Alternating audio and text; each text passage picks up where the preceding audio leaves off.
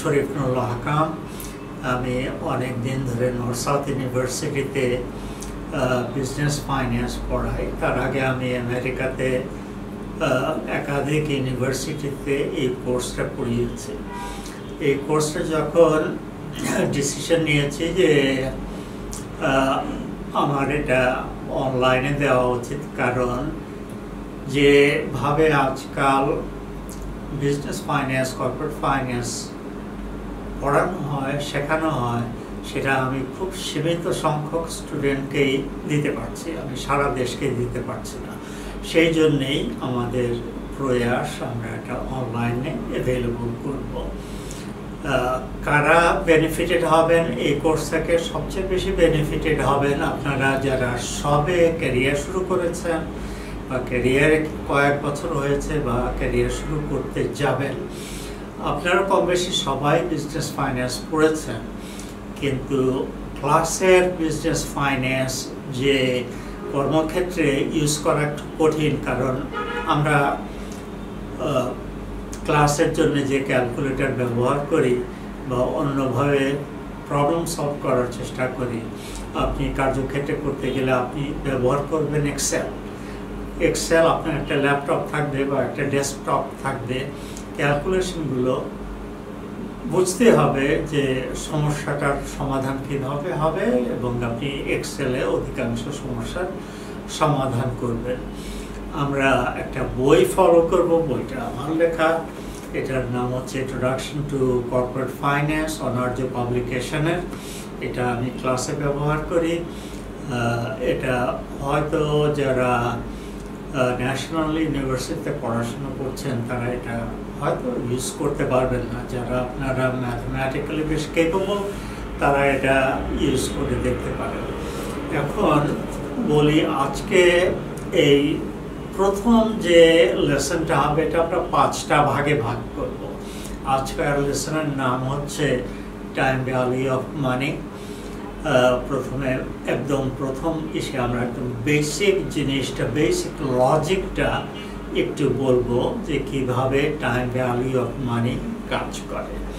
Time value of money জিনিসটাকে আপনি নানা রকম নাম দিতে পারেন, কিন্তু অঙ্ক করতে গেলে ওটা বেসিক্যালি আমরা আই ব্যবহার করি বা আর ব্যবহার করি। লিখতে গেলে এটাকে ইন্টারেস্ট রেট লিখতে পারি, রেট অফ গ্রোথ লিখতে পারি, ডিসকাউন্ট রেট বলতে পারি, কাট অফ রেট বলতে পারি, কস্ট অফ ক্যাপিটাল বলতে পারি, রিইনভেস্টমেন্ট রেট বলতে পারি। বেশ সবই রেট আমরা সেটা আই অথবা আর কে ব্যবহার করে দেখাবো। টাইম ভ্যালু অফ মানি যে জিনিসটা 3টা কম্পোনেন্ট আছে, আমি কম্পোনেন্টগুলো এখন একটু বোর্ডে লিখব। একটা হচ্ছে ইনফ্লেশন,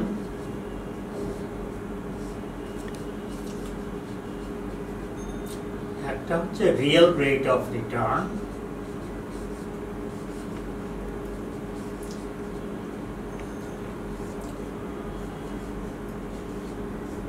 আর একটা হচ্ছে কনসাম্পশন প্রেফারেন্স।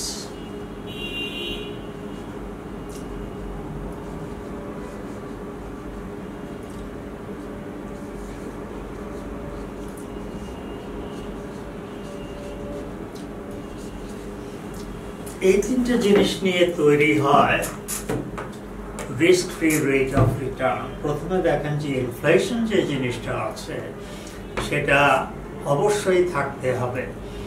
মনে করেন যে দেশের ইনফ্লেশন রেট 5%, আমি আপনাকে 1000 টাকা ধার দিলাম 1 বছর পরে। এই 1000 টাকা দিয়ে আমি যে জিনিসটা কিনতে পারি, এখন 1 বছর পরে সেই জিনিসটা কিনতে আমাকে 1050 টাকা দিতে হবে, 5% দাম বেড়ে যাবে। তো আপনি আমার কাছ থেকে টাকা ধার নিয়ে যদি সেই 1000 টাকা ধার নিয়ে 1000 টাকা ফেরত দেন, তাহলে কিন্তু আমি ওই জিনিসগুলো কিনতে পারবো না, কারণ আমার 50 টাকা কম আছে। আপনি যদি আমাকে 1050 টাকা দেন তাহলে আমি কিনতে পারবো। তাহলে এখন জিনিসটা আমার কাছে থাকা বা 1 বছর পরে ওই জিনিসগুলো থাকা খুব একটা ডিফারেন্ট হবে না। এর মানে হচ্ছে যে আমাদের যে ডিসকাউন্ট রেট বা ইন্টারেস্ট রেট বা গ্রোথ রেট এটা সবসময় ইনফ্লেশনকে কভার করবে। এর দ্বিতীয় জিনিসটা হচ্ছে রিয়েল রেট অফ রিটার্ন। এটা যে অর্থনীতি, যে ইকোনমি ভালো কাজ করছে সেইখানে সারা পৃথিবীতে ধরা হয় যে আপনার টাকা আপনি কাউকে দিলে তার উপরে 3 বা 4% রিটার্ন পাবেন। এটা সিম্পলি আপনার টাকা, আপনার কিছু বেনিফিট পাওয়া উচিত। এটা কাউকে দিলে আপনি অ্যাটলিস্ট ইনফ্লেশন না থাকলে 3% থেকে 4%-এর মধ্যে একটা অঙ্ক পাবেন। আর লাস্ট হচ্ছে কনসাম্পশন প্রেফারেন্স। এটা আমরা এত ভালো বুঝি না, কিন্তু চিন্তা করেন আমার কাছে যদি 1000 টাকা থাকে, আমি 1000 টাকা দিয়ে এখন হয়তো খুব ভালো একটা ডিনার করতে পারবো। এই ডিনারটা আমি যদি 1 বছর পিছিয়ে দেই, আপনি ইনফ্লেশন কভার করলেন, আমাকে 1050 টাকা দিলেন, কিন্তু এই ডিনারটা খাওয়ার, ডিনারটা পাওয়ার যে সুখ আমি বর্তমানে ফিল করছি সেটা আমি 1 বছর ধরে পাবো না। এটা খুব এক্সট্রিম একটা উদাহরণ দিতে গেলে বলতে হয় যে আপনার যদি এখন ধরেন 1 লক্ষ টাকা আছে, এটা আপনি আপনার নিজের বিয়ের জন্য খরচ করবেন। এই টাকাটা কাউকে দিয়ে দিলে আপনি এখন বিয়ে করতে পারবেন না, 1 বছর পরে বিয়ে করবেন। তো এই 1 বছরকে আপনি আর কোনোদিন ফিরে পাবেন? তো তার একটা দাম থাকা দরকার। সেটাকে আমরা বলছি কনসাম্পশন প্রেফারেন্স বা কনসাম্পশন ডেফারেন্স। এই 3টে জিনিস কভার করবে যে কোনো এক সময় আপনি ধরেন দেশের ইনফ্লেশন যদি 5% হয় আর আপনার টাকার উপর মিনিমাম আপনি 3% রিটার্ন নেন, তাহলে আমরা বলবো যে রিস্ক ফ্রি ইন্টারেস্ট রেট বা রিস্ক ফ্রি গ্রোথ রেট হবে এই দুটার যোগফল। তাহলে এটা 5%, এটা 3%, তাহলে 8% পেলে আপনি আপনার পারচেজিং পাওয়ারটাও রাখতে পারছেন, আপনার টাকাটা কাউকে দেওয়ার জন্য আপনি 3% রিটার্নও পাচ্ছেন। কনসাম্পশন প্রেফারেন্সটা আমরা ঠিক ধরি না হিসাবের মধ্যে। অনেকে বলেন যে হয়তো এটার রিয়েল রেট অফ রিটার্নের মধ্যেই আছে। তো আমরা যা হোক এই জিনিসটা খুব একটা দেখার সুযোগ পাবো না।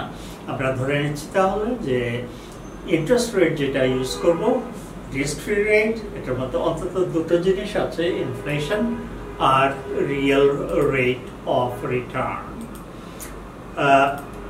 এখন আমাদের কতগুলো অ্যাসাম্পশন একটু জানতে হবে। আমি এটা একটু ডিলিট করে আমি অ্যাসাম্পশনগুলো ছোট করে লেখার চেষ্টা করব। অ্যাসাম্পশনের মধ্যে আমার প্রথম যেটা আছে সেটা হচ্ছে ফ্রি ক্যাশ। ফ্রি ক্যাশ জিনিসটা কি? ক্যাশ আবার ফ্রি হয় কেমন করে? আসলে যেটা বলছি যে আমার সব খরচপাতি করার পরে যে এক্সট্রা টাকাটা আছে আমি এটা কিভাবে ব্যবহার করব এখনো ঠিক করিনি। আমি হয়তো বিনিয়োগ করব, কিন্তু কিসে বিনিয়োগ করব আমি এখনো ঠিক করিনি, বা আমি এখনো ঠিক করিনি এখন কোনো একটা কিছু কিনবো না পরে কিনবো। বেসিক জিনিস হচ্ছে ফ্রি ক্যাশ, মানে এই টাকাটা আপনি কোনো জায়গায় বিনিয়োগ করবেন, কেউ একজন কোনো জায়গায় বিনিয়োগ করবেন, কোথায় করবেন সেটা ঠিক নেই, হয়তো বিনিয়োগ করবেন না, এটা আপনার ফ্রি ক্যাশ। দ্বিতীয় একটা অ্যাসাম্পশন হচ্ছে ফ্রিকশনলেস মানি মার্কেট। এটা হচ্ছে এই কথাটা বলা যে আমাদের টাকা যেখানে আদান প্রদান হয়, এটা কোনো জিনিস কেনার জন্য নয়, এটা হয় বিনিয়োগ অথবা ধার। এটার ক্ষেত্রে এফেক্টটা যদি হয় এটা ক্যাপিটাল মার্কেট বা মানি মার্কেটের উপরে হবে, আর সেখানে আপনার ধার দেওয়ার রেট আর ধার নেওয়ার রেট এর মধ্যে কোনো ডিফারেন্স নেই, দুটাই সমান।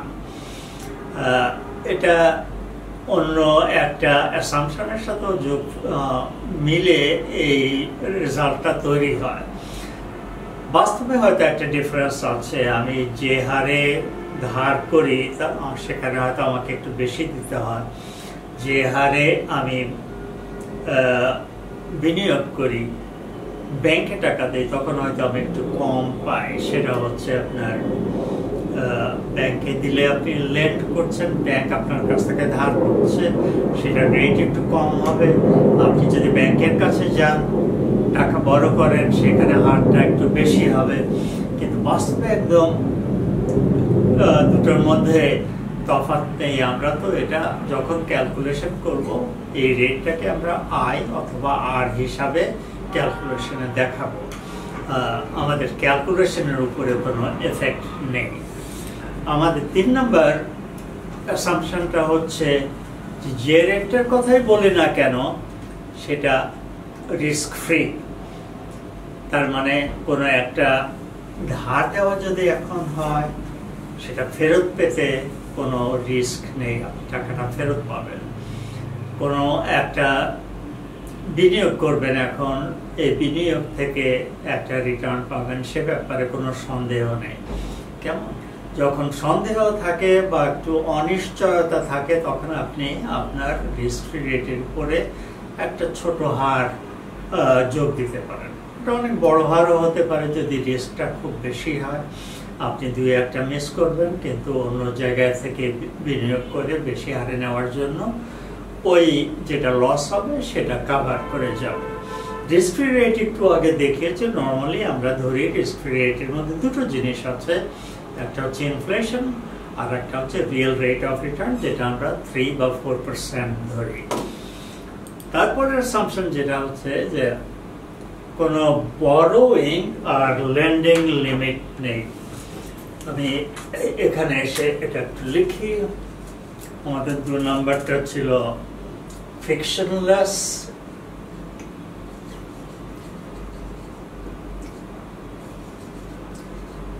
মানে হচ্ছে আপনি ধার করতেই যান বা ধার দিতেই যান, ওই রেটটা মোটামুটি একই। আপনার ক্লায়েন্ট পাওয়ার কোনো সমস্যা নাই, আপনি নিজে ক্লায়েন্ট হলেও কোনো সমস্যা নেই। 3 নাম্বারটা হচ্ছে রিস্ক ফ্রি। রিস্ক ফ্রি এটার মধ্যে দুটো আইটেম আছে, ইনফ্লেশন আর রিয়েল রেট অফ রিটার্ন। 4 নাম্বারটা আর 2 নাম্বারটা একটু মিলে আছে, no limit, no lending or borrowing limit. এটার মানে হচ্ছে বা এটার ইউজফুলনেস হচ্ছে যে আপনি ছোট ক্রেতায়, ছোট ক্লায়েন্ট হন বা বড় ক্লায়েন্ট হন, তার মানে আপনি 100 টাকাও ধার করতে চাইতে পারেন, 10 কোটি টাকাও ধার করতে চাইতে পারেন। কিন্তু আপনি 10 কোটি টাকা ধার করলে বাজারে কি রেটটা বেড়ে যাবে?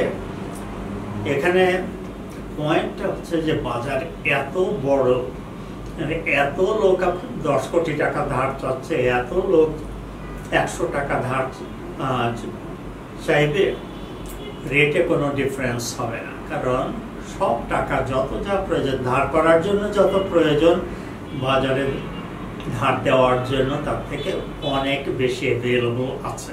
উল্টোটাও ধরতে পারেন যে আপনি সেভ করতে চান, আপনি কত রেট পাবেন সেটা অল্প টাকা হলেও যা, বিশাল একটা অঙ্ক হলেও তাই।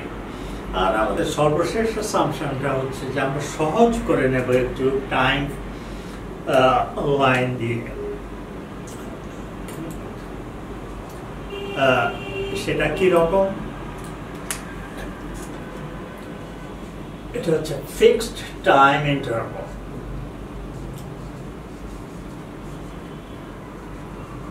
এটা একটু জিনিস সহজ করে নেওয়ার জন্য বেসিক্যালি এখানে আমি যদি কোনো একটা ট্রানজাকশন ইনিশিয়েট করি যে 1000 টাকার একটা লোন,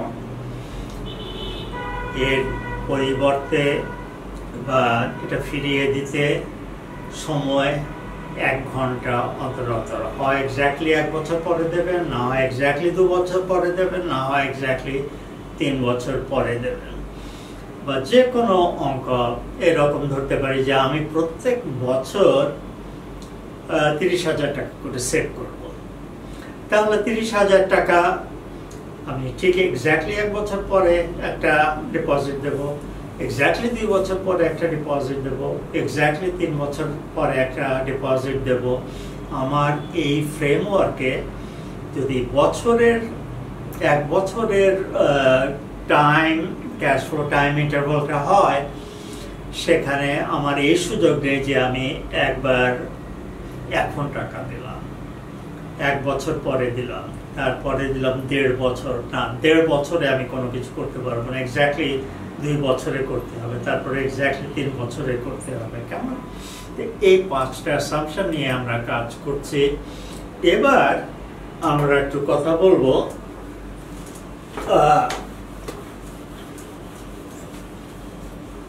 আমরা কয় ধরনের ক্যাশ ফ্লো নিয়ে সব রকম প্রবলেম সলভ করতে পারবো। টাইম লিখবো না, সরি, এটা লিখবো ফর্ম অফ ক্যাশ ফ্লো।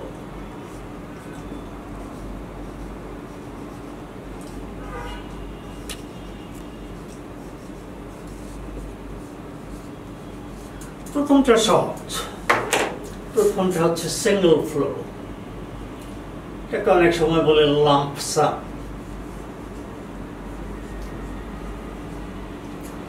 এটা হচ্ছে একটা ডিপোজিট নির্দিষ্ট সময়ের জন্য দেবেন, নির্দিষ্ট সময় পরে ফিরে আসবেন, তখন ট্রানজাকশনটা ক্লোজ হয়ে গেল, আমার আর এটা মনে করা রাখা কিছু দরকার নেই। এটা এরকম হতে পারে। টাইম লাইন যদি করি, ধরেন যেটা হচ্ছে 3 বছরের একটা টাইম লাইন, আমি এরকম লিখতে পারি। টাইম লাইনটা কিন্তু একটু সব সময় ক্যাশ ফ্লো চিন্তা করার সময় টাইম লাইনটার কথা একটা ভাববেন। মনে করেন যে এখানে কেউ 20,000 টাকা কোনো একটা ব্যাংকে জমা দেবে, কেমন? একটাই, আর কোনো জমা হবে না। এগ্রিমেন্ট যেটা সাইন করেছেন যে 3 বছরের জন্য জমা দেবে, তাহলে আপনি এখানে একটা অ্যামাউন্ট পাবেন। এই একটা ট্রানজাকশন ইনিশিয়েশন, ক্লোজিং, এছাড়া আর কোনো ক্যাশ ফ্লো এর মধ্যে নেই। এই সিনারিওতে আমরা এটাকে বলি প্রেজেন্ট ভ্যালু, এটা ফিউচার ভ্যালু, এটা হচ্ছে এন। আমি টাইমও বলতে পারি কখনো কখনো। আর এই জায়গাটা প্রথম টাইম ব্লকে আমি একটা রেট লিখবো, ধরেন যে 4%, এরকম। কেমন? তো একটা টাইম লাইনে 4টা পার্ট আছে, বেসিক্যালি 5টা পার্টও থাকতে পারে। Present value, future value, N or T, I or I. এটা হচ্ছে সিঙ্গল ফ্লো। তারপরে যেটা আছে সেটাকে আমরা বলি অ্যানুইটি। অ্যানুইটিটা কিরকম আমি এখানেই লেখার চেষ্টা করব। অ্যানুইটি হচ্ছে একই অঙ্ক নির্দিষ্ট সময় অন্তর অন্তর যদি ফ্লো হয়, তার মানে আপনি শুধু ডিপোজিট করছেন অথবা শুধু টাকাটা নিচ্ছেন, তাহলে সেটাকে আমরা বলবো অ্যানুইটি। অ্যানুইটি অনেকটা অ্যানুয়ালের থেকে আসে, কিন্তু এর মানে এই না যে এটা প্রত্যেক বছর হতে পারে। প্রত্যেক 6 মাস পর পর হলেও এটা অ্যানুইটি, প্রত্যেক 3 মাস অন্তর অন্তর হলেও এটা অ্যানুইটি। এই অ্যানুইটির প্রবলেমগুলো সম্পর্কে একটু আইডিয়া দেওয়ার চেষ্টা করব পরে, যখন আমরা প্রেজেন্ট ভ্যালু, ফিউচার ভ্যালুর কম্পিটিশন দেখাবো, তখন বলতে পারবো যে এক্স্যাক্ট। আচ্ছা, 2 নম্বরটা তাহলে হচ্ছে অ্যানুইটি। অ্যানুইটিটা দেখতে কিরকম? এখানে আপনি 2 ধরনের প্রবলেম, পরে আরো ডিটেইল ডিসকাস করবো, জাস্ট টাইম লাইনটা একটু দেখানোর চেষ্টা করি। 1, 2, 3, 4। এখন এইটা সবসময় শূন্য।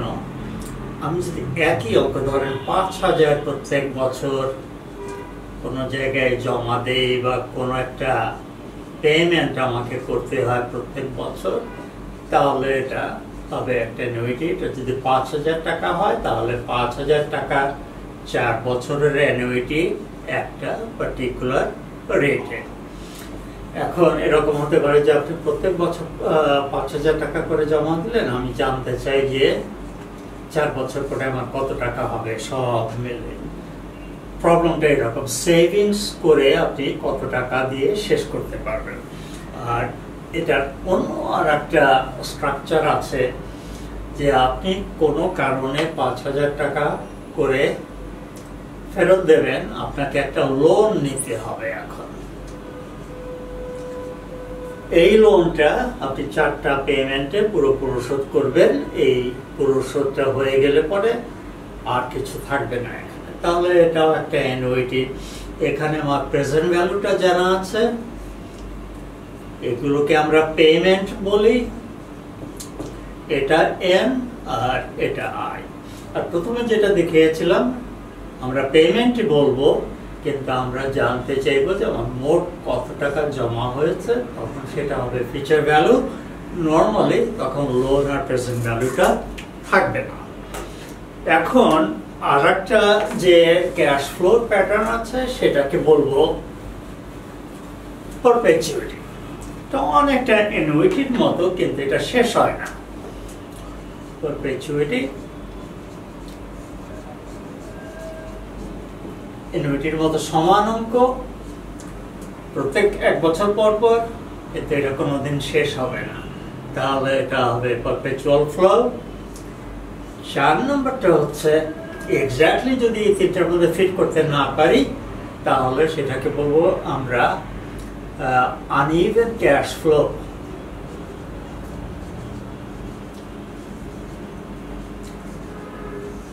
এবং সব শেষে আর একটা আছে যেটা আমরা এই চ্যাপ্টারে কথা বলবো না, সেটা হচ্ছে যে কনস্ট্যান্ট গ্রোথ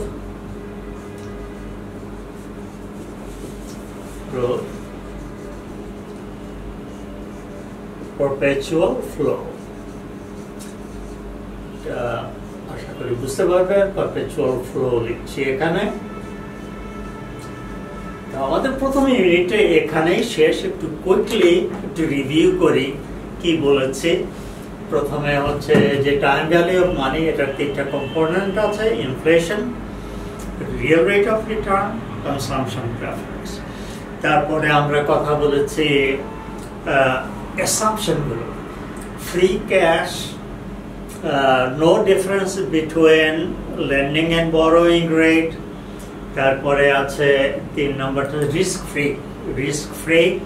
তারপরে হচ্ছে যে টাকার অঙ্ক ম্যাটার করে না, no borrowing or lending limit. আর শেষটা হচ্ছে ক্যাশ ফ্লো 1 বছর পর পর হবে। আর এখন এই যে ফর্মস অফ ক্যাশ ফ্লো নিয়ে বলেছি। 1 নম্বর সিঙ্গেল ফ্লো, এখন শুরু হবে, কোনো এক সময় শেষ হবে, আর কোনো ট্রানজাকশন নেই। অ্যানুইটি হচ্ছে যে চলতেই থাকবে একটা নির্দিষ্ট সময় পর্যন্ত, সমান অঙ্ক।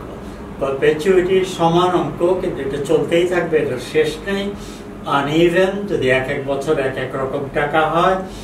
আর লাস্টলি হচ্ছে যে অনেকটা অ্যানুইটির মতো, কিন্তু প্রত্যেক বছর 2% বা 3% বা 4% হারে বাড়তেই থাকবে, এটা শেষ নেই। তো আজকে আমি এখানেই এই ইউনিটটা এখানেই শেষ করব, time value of money basic foundational assumption. আপনারা যারা আমার সাথে যুক্ত হয়েছেন তাদের সবাইকে ধন্যবাদ জানাচ্ছি। আমরা প্রত্যেক শুক্রবার এবং সোমবার আপনাদের সামনে হাজির হব। এর মধ্যে আপনারা যে সময় পাবেন শুক্রবার আর সোমবারের মধ্যে, যতবার খুশি আপনারা ইউনিটগুলো দেখতে পারেন।